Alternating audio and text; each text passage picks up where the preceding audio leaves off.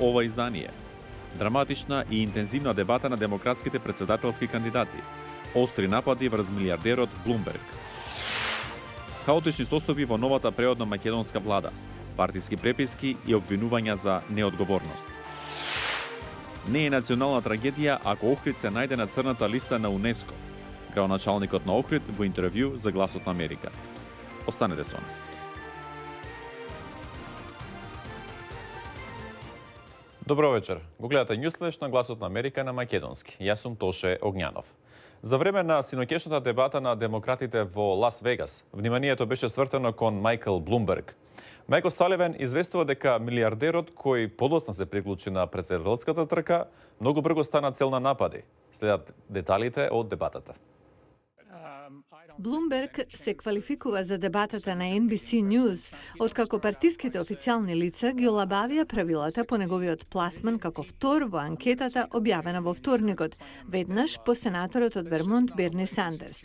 Некогашниот републиканец Блумберг потроши милиони долари своји пари за реклами во кои се споредува со претседателот Доналд Трамп.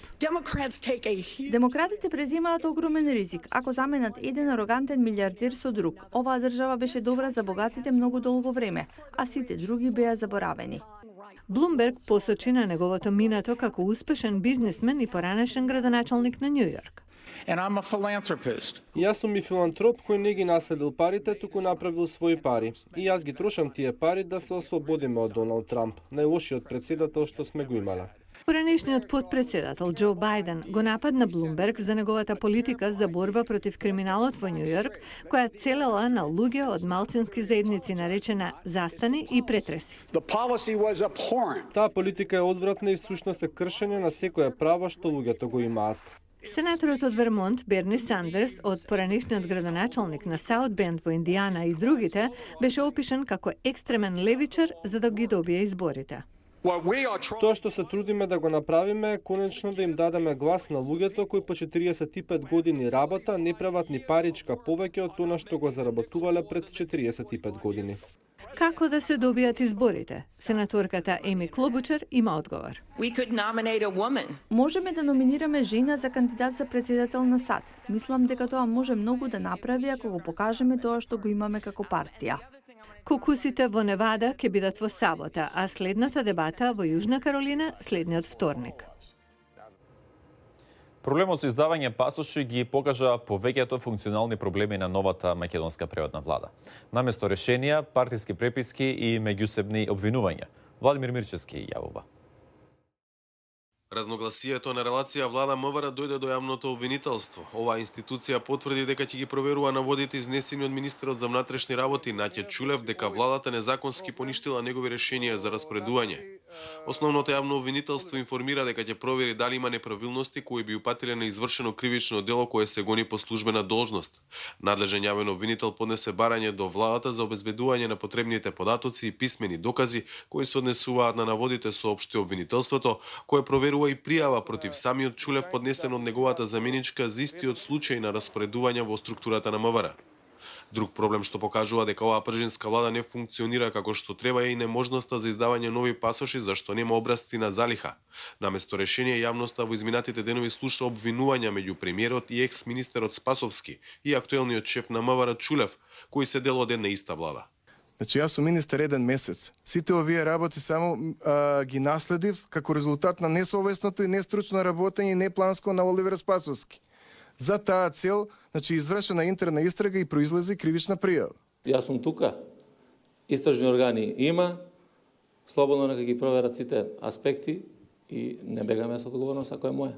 Ако ви кажам дека веќе месец и пол функционира оваа влада и само пред една недела добива информации дека има проблем со издавање на пасошите, проблемот е некаде на друго место. Меѓутоа реков дека ние сме насочени, бараме одредено решение и јас се надам дека ќе успееме во тоа. Чулев не е единствен министер во оваа влада со кој Спасовски има проблем.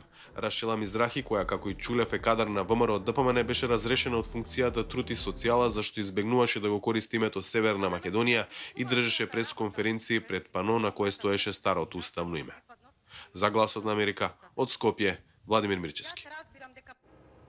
На председателските избори во 2016 година Доналд Трамп во Висконсин ја победи Хилари Клинтон. Двете политички партии сакаат победа во оваа сојузна држава и на изборите во ноември. Кейн Фарабо известува.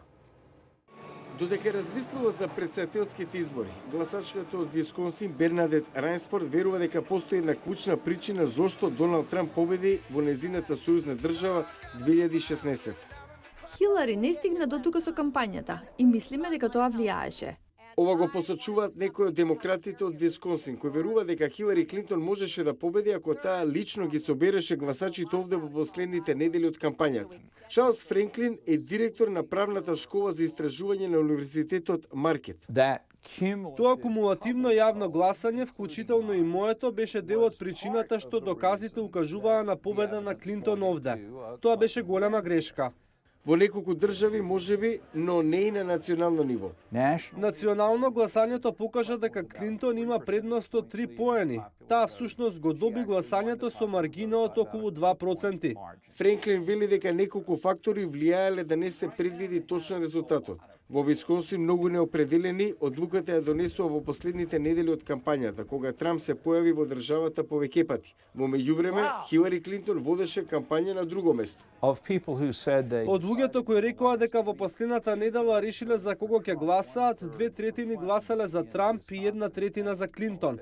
Од луѓето кои биле во дилема и не им се допаднал ниту еден кандидат, 75% гласале за Трамп. Друг фактор, вели Френклин, е нивото на образование кај анкетираните. Во минатото високо образованите повеќе гласаа за републиканците, а оние со пониско образование повеќе за демократите. Во 2016 година национално, но особено во овие 3 држави во голема мерка имаше пресврт, со тоа што Трамп ја стекна својата најсилна поддршка, особено меѓу белците кои немаат високо образование. Со лекциите од 2016 се уште свежи во неговиот ум, Франклин настојува да не погреши 2020. Ставањето на Охрид на црната листа на УНЕСКО не значи и губење на статусот заштитен град. Ова во интервју за Гласот на Америка го вели охридскиот градоначалник Константин Георгиевски. Интервјуто го правеше Мики Трајковски. Градоначалник мисијата на УНЕСКО неодамна беа во Охрид. Кои во главно беа нивните забелешки и сугестии од она што го видел и кои се реално вашите впечатоци од таа посета? Моите впечатоци се после реактивната мисија на УНЕСКО, дека имавме конструктивни 2,5 дена средби и разговори со представниците на УНЕСКО.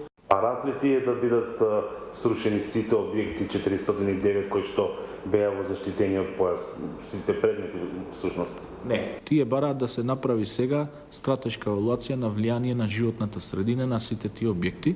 Тоа е процес кој што ќе го започне периодов Министерство за транспорт и врски да го работи. Оптимисти ли сте дека на самитот, односно на состанокот на УНЕСКО во јули во Кина, Охрид нема да се најде на црната листа на загрозени подрачја?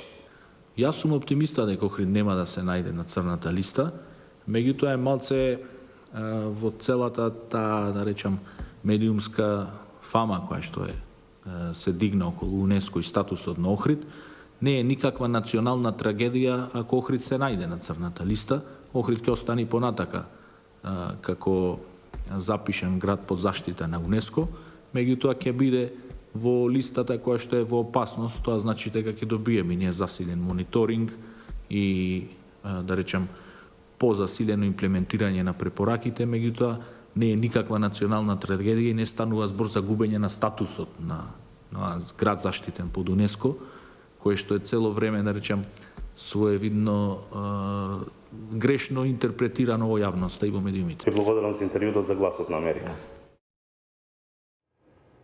Целиот разговор со градоначалникот на Охрид можете да го погледнете на нашата интернет страница glasnaamerika.com.